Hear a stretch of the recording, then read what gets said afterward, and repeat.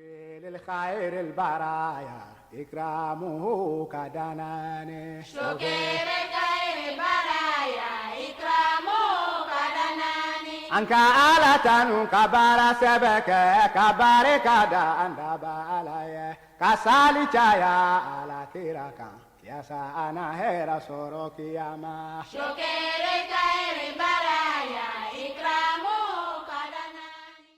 Aouzu billahi minash shaitani rajim. Bismillahir rahmanir rahim. Fidèles téléspectateurs de la MTA francophone, assalamu alaikum wa rahmatullahi ta'ala wa barakatuh. Très heureux de vous retrouver à nouveau pour un nouveau chapitre de Ciel Nouveau. Aujourd'hui, nous parlerons du Ramadan, mais plus particulièrement de la préservation des acquis du mois de Ramadan. Le Ramadan, mois de pénitence, mois de privation de soi, mois au cours duquel la bonté, la chasteté, l'honnêteté, les prières quotidiennes, les prières nocturnes deviennent pour le croyant une tradition. Mais force est de constater qu'après ce mois de Ramadan passé, cette tradition est laissée au profit d'une autre qui ne n'ont pas le croyant. Alors sur ce plateau, nous allons en débattre avec nos différents invités qui certainement vont proposer des recettes pour, n'est-ce pas, préserver ces acquis du mois de Ramadan.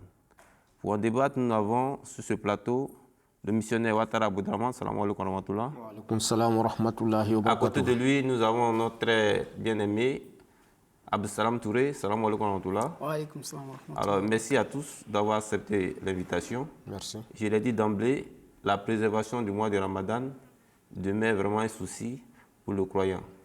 Au cours du mois de Ramadan, on voit le croyant, en tout cas, s'évertuer à accomplir des actes nobles, des actes louables. Bref, le croyant se conforme, n'est-ce pas, aux préceptes de l'islam.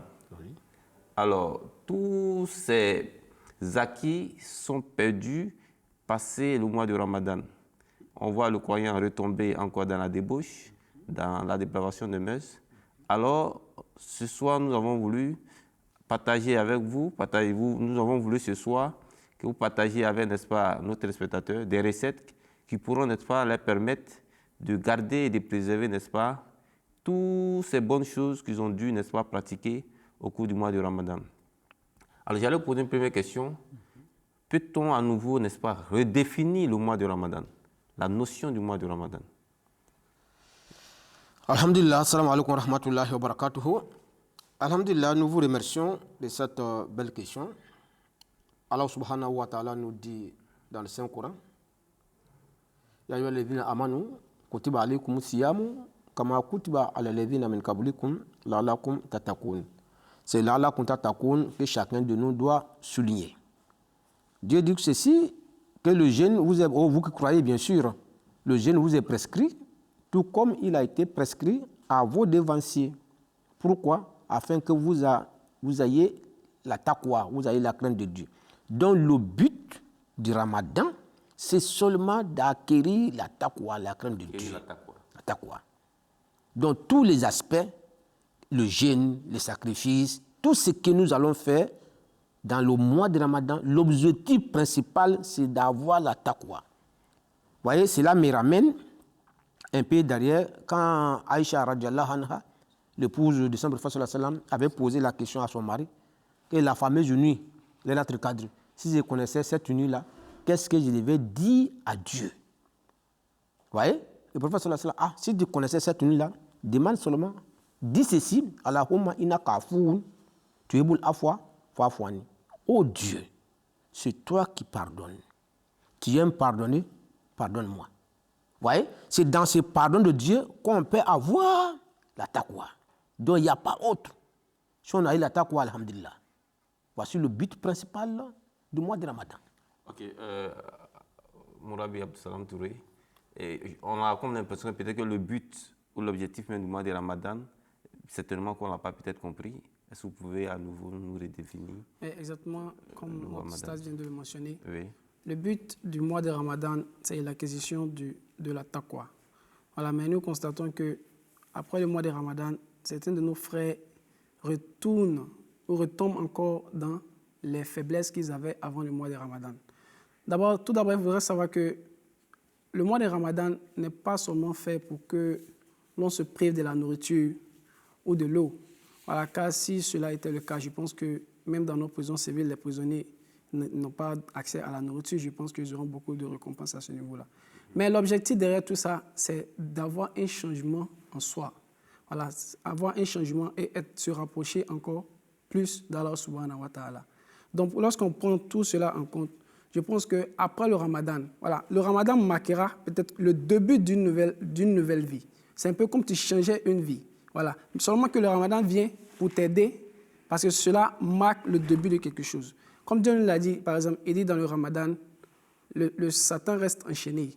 Voilà. Ça veut dire qu'il y a certains aspects qui sont mis pour faciliter ton rapprochement à Allah subhanahu wa ta'ala. Et cela commence avec le mois de Ramadan. Mais lorsque ce mois de Ramadan finit, cela ne voudrait pas dire qu'il faudrait retourner dans les mauvaises actions que tu avais avant. Mais plutôt, il faut continuer. Le Ramadan vient seulement que pour marquer le début. Et après le Ramadan, toutes les bonnes actions, la lecture du Coran que tu faisais, les prières nocturnes, les bonnes actions devraient continuer après le Ramadan. Il ne faudrait pas que nous l'arrêtons, disons que le Ramadan est fini. Non, le Ramadan marque seulement que le début. Okay, d'accord. Au cours du mois de Ramadan, après tous ces exercices que le croyant a eu, n'est-ce pas, à effectuer, quels sont, par exemple, les acquis qu'on peut tirer, des acquis spirituels ou physiques? Quels sont les acquis que le croyant déjà, au thème, n'est-ce pas, de ce mois de pénitence, a comme acquis? Alhamdulillah, merci. Le frère Tchema, c'est également pour cette question. Le Saint Prophète sallallahu alayhi wa sallam nous a dit, il y a la charité dans toutes les choses. Donc la charité du corps, c'est le jeûne. Donc le jeûne a permis au corps de jeûner. Voilà pourquoi tout le monde dit que c'est un mois d'exercice. Que ce soit exercice physique, que ce soit exercice spirituel, ce sont ces deux exercices-là qui sont ensemble, qui font le mois de Ramadan. Mais, le corps s'est habitué à s'élever, prier, les prières nocturnes. Souvent, c'est fatigant. Oui. Bon, durant un mois, le corps est déjà habitué à ça. Oui. Donc, pour que tu puisses bénéficier, il faut continuer. C'est comme un sportif. Quand tu arrêtes, allez, ça te relâche. Donc, c'est même vous voulez là, tu vas continuer. Maintenant, si nous revenons dans le cadre maintenant de physique, on a fait la lecture de Saint-Coran. Et on a fait des prières de Tarawi, les prières de Tahajjud. Tous ceux-là sont des exercices spirituels. Et si nous arrêtons, un an après que tu vas reprendre encore la lecture de Saint-Coran, vous allez voir, ça sera difficile pour toi d'assimiler, d'être rapide dans cette lecture-là. Donc voilà pourquoi le mois de Ramadan nous a appris à les exercices physiques et spirituels. Donc on a deux sortes d'exercices que le Coran a eu, n'est-ce pas, amené, physique et spirituel. Et physique, le missionnaire vient de le dire. On a déjà la privation, n'est-ce pas, de soi, de la nourriture, de boire et de consommer. Et la nourriture nous a permis déjà, sur le plan de la santé, de bénéficier, comme le disent déjà les médecins. Le jeûne, effectivement, a des vertus thérapeutiques qui, n'est-ce pas, profitent aux jeûneurs. Et le deuxième aspect, on l'a dit tantôt, c'est le fait que le croyant, effectivement, voit la situation et vit la situation, n'est-ce pas, des démunis, ceux-là qui n'arrivent pas, n'est-ce pas, à jeûner, ceux-là qui n'arrivent pas à manger, n'est-ce pas, au cours de leur vie. Donc le croyant, effectivement, voit la souffrance et partage, n'est-ce pas, durant cette période-là, leur douleur. Et sur le plan également spirituel, la lecture coranique, effectivement, c'est un exercice auquel le croyant déjà s'habitue. Les prières nocturnes, voilà déjà des acquis, des habitudes qu'il a déjà eues, qui, n'est-ce pas, devraient normalement le profiter. Alors, Abdou Salam Touré, comment peut-on continuer à profiter, n'est-ce pas, des bénédictions du mois du Ramadan? Oui, effectivement, comme je l'avais dit, pour continuer à bénéficier des faveurs qui nous sont faites pendant le mois de Ramadan, je pense que le Saint-Prophète Mohammed sallallahu alayhi wa sallam nous a donné beaucoup d'enseignements dans les hadiths qui parlent un peu de ce sujet-là. Voilà, par exemple, le jeûne n'est pas seulement... C'est vrai que le jeûne pendant le mois de Ramadan vient comme une obligation, voilà, mais ça ne s'arrête pas qu'à là. Voilà, nous avons aussi beaucoup d'autres options qui nous sont données à travers lesquelles nous pouvons jeûner. Pourquoi? Parce que nous voyons que pendant le mois de Ramadan, voilà, il est encore plus facile de mener des actions qui rapprochent beaucoup d'Allah subhanahu wa ta'ala. Donc le jeûneur, au fait, lorsque tu jeûnes, il est encore plus facile pour toi de poser des actes qui vont t'aider à élever ta spiritualité. Raison pour laquelle le jeûne n'est pas seulement réservé que pour le mois de Ramadan. Il y a aussi d'autres jeûnes qu'on appelle, qui ne sont pas peut-être obligatoires, mais qui sont aussi nécessaires. Voilà. Par exemple, dans un hadith du Saint-Prophète Mohammed sallallahu alayhi wa sallam, il a dit qu'on peut jeûner, par exemple, le lundi et le jeudi. Voilà. Le jeûne du lundi et du jeudi a été aussi prescrit par le Saint-Prophète Mohammed sallallahu alayhi wa sallam. Et en plus de cela, nous voyons aussi qu'après le mois de Ramadan, nous avons le mois, les 6 jours que souvent on dit qu'on prend pour accompagner, voilà, mais qu'on appelle les 6 jours qui viennent dans le mois de Shawwal. Voilà. Pourquoi? Il y a une certaine philosophie derrière. Parce qu'il y a un hadith qui dit que quand tu fais un bien une fois, Dieu te récompense 10 fois. Okay? Donc quand tu jeûnes un jour, c'est comme si tu avais jeûné 10 jours. Okay? Donc les 30 jours du mois de Ramadan, c'est un peu comme si dans la récompense, tu avais jeûné 300 jours. Okay? Donc les 6 jours qui viennent en addition, quand tu jeûnes ces 6 jours, c'est un peu comme ça fait 60. Donc quand tu ajoutes les 300 sur les 60, ça fait 360. Cela est un peu égal, comme si tu avais jeûné toute une année entière. Voilà. Donc ça, c'est la philosophie qui est derrière ces 6 jours-là. Ça, c'est une opportunité aussi que nous devons beaucoup en profiter. Et en plus de cela, il y a aussi d'autres jeûnes qui nous ont été prescrits. Par exemple, le Saint-Prophète Mohammed sallallahu alayhi wa sallam dit que dans le mois, si tu es arrivé à jeûner 3 fois dans le mois, c'est comme si tu avais jeûné tout le mois. Parce qu'une fois que tu jeûnes, c'est comme si tu avais jeûné 10 fois. Donc, les 3 jours vont couvrir la gape des 30 jours du mois. Voilà. Donc, nous voyons que c'est des bénéfices qui sont assez importants. Voilà. C'est des opportunités qui nous sont ouvertes afin de nous rapprocher beaucoup plus d'Allah subhanahu wa ta'ala. Et Dieu lui-même, il dit toutes les actions que l'être humain commet, il aura des récompenses pour cela. Mais pour le jeûne spécifiquement, c'est moi, Allah subhanahu wa ta'ala, qui donne la récompense du jeûne. Supposons que si le jeûne était payé, par exemple, par quelqu'un de très riche, okay, je pense que les gens allaient faire beaucoup d'efforts parce qu'ils savent que c'est l'argent. Maintenant, cette récompense-là vient d'une personne qui a une ressource illimitée. En fait, les ressources que Dieu a est illimitée. Et il dit, c'est moi qui me charge de te donner cette récompense-là. Donc, imaginez un peu la grandeur de cette récompense. Donc, je pense que nous devons aussi beaucoup en profiter de ces actions-là pour pouvoir se rapprocher encore beaucoup plus d'Allah subhanahu wa ta'ala. Donc, il ne faudrait pas seulement que nous attachions seulement qu'au mois de Ramadan, mais il y a aussi d'autres options qui nous sont données après le mois de Ramadan que nous pouvons utiliser pour encore faire des efforts vers la taqwa. Monsieur Abdelrahman, Mourabi Abdussalam l'a dit, le fait, n'est-ce pas, de continuer les actes d'adoration ne peuvent que perpétuer, n'est-ce pas, notre mois de Ramadan. Bien sûr. Voilà d'autres exemples. Alhamdulillah, le calife actuel, Masrour Ahmad Ayadahullah bin Nasr al-Aziz, il a si bien dit au cours de ses sermons. Il dit par exemple, tout ce que nous avons acquis fait partie intégrante de notre vie. C'est-à-dire tous les biens que vous avez cités, oui. Tout ce que le frère Touré vient de dire. On a déjà acquis certaines choses. Oui. Que ce soit Al-Maghfra, premièrement, les 10 premiers c'est Maghfra. Non, Rahama, pardon. Deuxième, 10 jours, Maghfra, pardon. Troisième, c'est Atkum Nanar. Bon, Dieu, on a eu le Rahma de Dieu, le pardon de Dieu. On a été protégé contre l'enfer, comme il vient de le dire.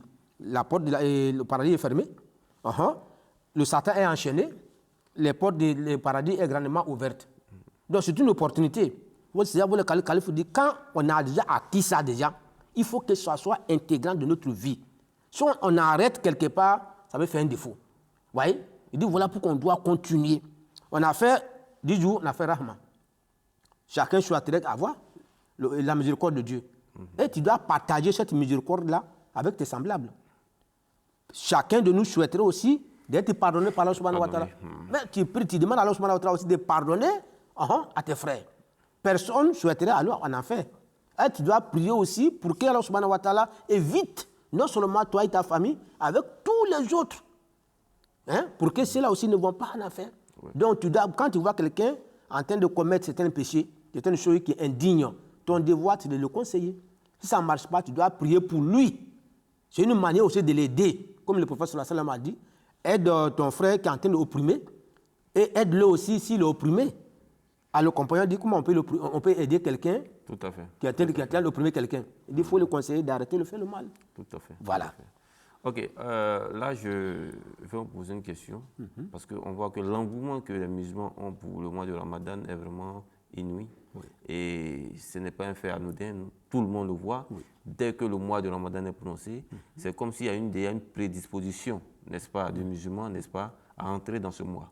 Et au cours de ce mois, on constate que les 10 derniers jours, c'est encore avec beaucoup de ferveur que les musulmans s'adonnent, n'est-ce pas, à des actes d'adoration. Tout à fait. Et la fixation que les gens font du 27e jour, pour certains, comme le jour de Laylatul Qadr. Alors, passer ce jour, est-ce que le Laylatul Qadr peut être encore obtenu? Abdussalam. Oui, évidemment. On voit que les gens, effectivement, dans ce mois, ils disent que c'est les 10 derniers jours, parmi ces 10 derniers jours, les jours impairs, donc c'est là qu'il faut avoir le Laylatul Qadr. Alors, est-ce que passer ce jour en dehors du mois de Ramadan, le musulman peut toujours avoir le Laylatul Qadr? Oui, effectivement, le musulman peut toujours avoir le Laylatul Qadr. Mais d'abord, il faut comprendre qu'est-ce que Laylatul Qadr. Que veut dire Laylatul Qadr? D'abord, lorsque nous regardons dans le dictionnaire, Qadr veut dire quoi? Qadr veut dire une équivalence. Qadr veut dire une suffisance, un décret, un destin. Voilà. Donc, lorsque nous prenons la définition de Laylatul Qadr, qu'est-ce qu'on peut comprendre dans ce contexte-là? C'est quoi? C'est que le Coran a été révélé dans une nuit qui a été faite spécifiquement pour la manifestation des degrés d'Allah subhanahu wa ta'ala. Okay? En plus de cela, nous pouvons tirer une autre définition de Laylatul Qadr. Il veut dire quoi? Une nuit de dignité et d'honneur. Okay? De dignité et d'honneur. Nous avons aussi une autre définition de Laylatul Qadr. Il veut dire quoi? Ce qui veut dire que le Coran fournit les besoins moraux, okay, et spirituels de l'être humain. Ça aussi, c'est une définition de Laylatul Qadr. Ça veut aussi dire quoi? Par exemple, nous constatons, on nous dit aussi que l'arrivée d'un réformateur, okay, l'arrivée d'un réformateur est aussi considérée comme Laylatul Qadr. Ah oui. Pourquoi? Parce que le réformateur vient dans une période où, comment on appelle, l'obscurité spirituelle règne. Oui. Il n'y a pas de lumière. Donc, sa venue, c'est un peu comme il apportait une lumière. Okay? Donc, cette venue-là est aussi qualifiée de Laylatul Qadr. Mais Laylatul Qadr dont nous cherchons dans le mois de Ramadan est aussi Laylatul Qadr que le Saint-Prophète Mohammed sallallahu alayhi wa sallam nous a dit que parmi les 10 derniers jours, spécifiquement les jours impairs, voilà, il faut chercher Laylatul Qadr. Ça aussi, c'est un Laylatul Qadr. Mais cela ne veut pas dire qu'à part cela, il n'y a pas d'autre Laylatul Qadr. Laylatul Qadr, tu peux l'avoir n'importe quel jour de ta vie. Ce n'est pas seulement dans le mois de Ramadan que Laylatul Qadr existe. Mais le Laylatul Qadr du mois de Ramadan est aussi un Laylatul Qadr que le Saint-Prophète Mohammed sallallahu alayhi wa sallam nous a dit de faire des efforts pour l'avoir. Et en plus de cela, pour pouvoir argumenter beaucoup plus mon point de vue, c'est qu'il y a un hadith qui dit que pendant un mois de Ramadan, le Saint-Prophète Mohammed sallallahu alayhi wa sallam, sa femme, Hazrat Aïcha radiallahu anha, lui demanda que j'aimerais faire l'itikaf. Voilà, il a dit ok, il n'y a pas de souci, tu peux faire l'itikaf. Il y en a d'autres femmes aussi, en addition à Hazrat Aïcha, qui ont aussi voulu faire Laylatul Qadr. Il n'y a pas de souci, vous pouvez le faire.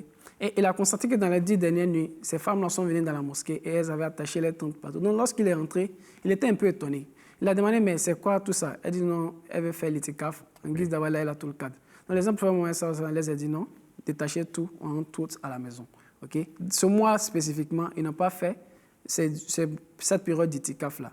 Mais après le mois de Ramadan, il y a eu le mois de Shawwal qui est passé. Et après le mois de Shawwal, le Saint-Prophète Mohammed a choisi 10 autres jours. Spécifiquement, il allait dans la mosquée et il a fait son itikaf. Voilà. Ce qui nous montre que Laylatul Qadr n'est pas seulement dans le mois de Ramadan. Voilà, mais dans d'autres jours, on peut avoir Laylatul Qadr. Ok. Là, je pense que c'est vraiment très, très clair. Laylatul Qadr, effectivement, n'est pas confiné dans le mois de Ramadan. Et l'exemple du Saint-Prophète Mohammed sallallahu alayhi wa sallam en est un exemple palpable. Je crois qu'il était au sein de la mosquée, il a voulu faire Laylatul Qadr. Ces femmes ont ressenti un engouement, elles ont voulu faire également, et finalement, il a opté pour faire ça dans un autre mois. Ok, j'allais revenir avec une dernière question. Quelles sont, par exemple, les méthodes préconisées par le Saint-Prophète Mohammed sallallahu alayhi wa sallam pour être dans la continuité, n'est-ce pas, du mois de Ramadan? Missionnaire, vous... Alhamdulillah. Pour être toujours dans la continuité du mois de Ramadan. est-ce que nous avons quelques conseils du Saint-Prophète Mohammed sallallahu alayhi wa sallam? C'est ce conseil-là que notre cher calife nous a donné. Après le mois de Ramadan, il ne faut pas être fier de ce que tu as fait. Il faut te poser la question, est-ce que, exemple de toutes sortes d'arrogance, ne suis pas fier de mon adoration, ne suis pas fier de l'éducation de mes enfants, je ne suis pas fier parce que j'ai passé tous les 10 derniers jours en train de chercher l'Aïd al-Qadr. Certainement, j'ai eu cette Aïd al-Qadr-là. C'est l'acte que nous avons posé, que ce soit Rahman, Maghfira, Atkum Nana, la lecture du Saint-Coran et la charité surtout. Et le prophète sallallahu alayhi wa sallam était un homme généreux, naturellement. On dit dans le mois de Ramadan, il était plus généreux, comme plus que le vent. Cette générosité nous montre que tout ce que nous avions fait après Ramadan, il ne faut pas être fier de ce que tu as fait. C'est-à-dire que tu as accompli une mission, ça s'arrête là. Lorsque vous êtes fier de l'acte que vous posez, finalement, vous perdez complètement les mérites. Les mérites, tout à voilà. fait. Missionnaire, oui. Et effectivement, je vais ajouter un point à ce que notre ustad vient de dire. Oui. Voilà, parce qu'il est très important, voilà, de rester un peu dans, comment on appelle, la même condition que comme le mois de Ramadan. Okay? Donc nous avons beaucoup de méthodes, oui, qui peuvent nous aider à toujours se sentir dans cet engouement, dans ce rythme-là. La raison pour laquelle j'avais tout à l'heure mentionné les différents types de jeûnes, voilà, qu'on pouvait faire après le mois de Ramadan.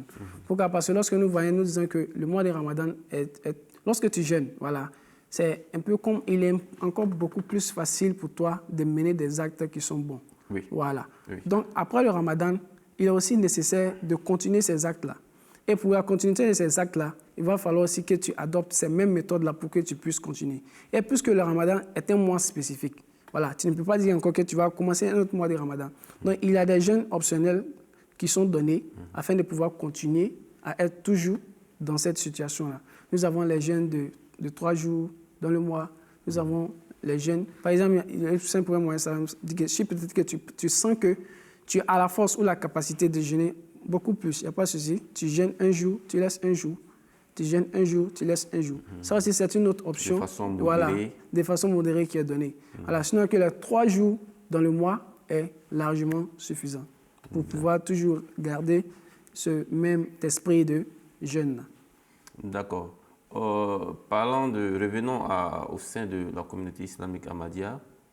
Alors, nous écoutons notre cher calife, Ouzou, qui ne cesse, n'est-ce pas, de nous rappeler qu'il faut beaucoup prier, il faut beaucoup jeûner.